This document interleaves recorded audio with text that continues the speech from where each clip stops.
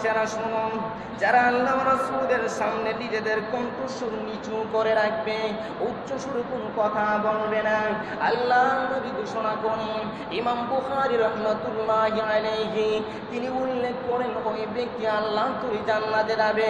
এখন যদি প্রশ্ন করেন শুধু কণ্ঠস্বর যদি নিচু করে তাইলে কি জান্নাতে যাব? প্রশ্ন তার একটা বাড়ি যায়।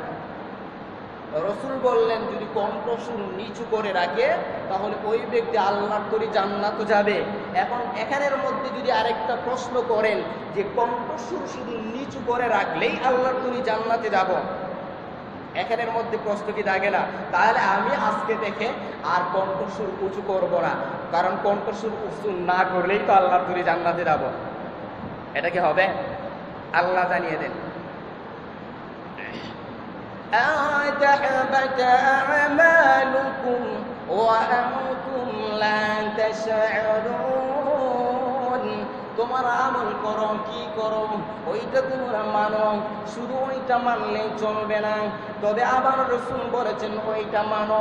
এখন ওইটা মানলাম, ওইটা মানলে এখন কি হবে? রাসূল বলেন জান্নাতে যাবে। রাসূল যদি বলেন জান্নাতে যাব, তাহলে শুধু ওই কথাই মেনে জান্নাতে যাবে না।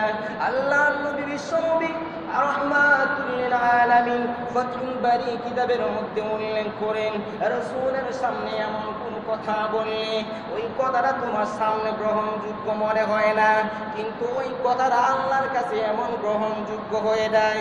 ওই কথা গ্রহণযোগ্য হওয়ার কারণে মহান আল্লাহ রাব্বুল আলামিন তোমারে আল্লাহর তৈরি জান্নাত দিয়ে দেন। আবার রাসূল বলেন মানুষ এমন কথা বলে কিন্তু সে এই কথাটা কোনো খারাপ মনে করে না, কিন্তু এমন কথা বলে ওইটা আল্লাহ রাব্বুল আলামিনের জন্য, আল্লাহ রাব্বুল আলামিনের দরবারে খারাপ মনে হয়, এজন্য ওই ব্যক্তির জন্য জাহান্নাম রেখে দেন। এখন আসুন, কথা বললে জান্নাত আর কথা বললে জাহান্নাম, কথা বললে যদি জান্নাত হয়, কথা বললে জাহান্নাম হয়, তাহলে এখন কেমনে কথা বলবো? আল্লাহর নবী জানিয়ে দিয়েছেন লা তুকাদ্দিমু বাইনা ইয়াদাইল্লাহি ওয়া রাসূলিহি। আল্লাহর নবী বলেন মুসলমানেরা, মানুষেরা, মুমিনেরা শোনো, তোমরা আল্লাহ এবং রাসূলের সামনে উচ্চ সুরে কথা বলো না।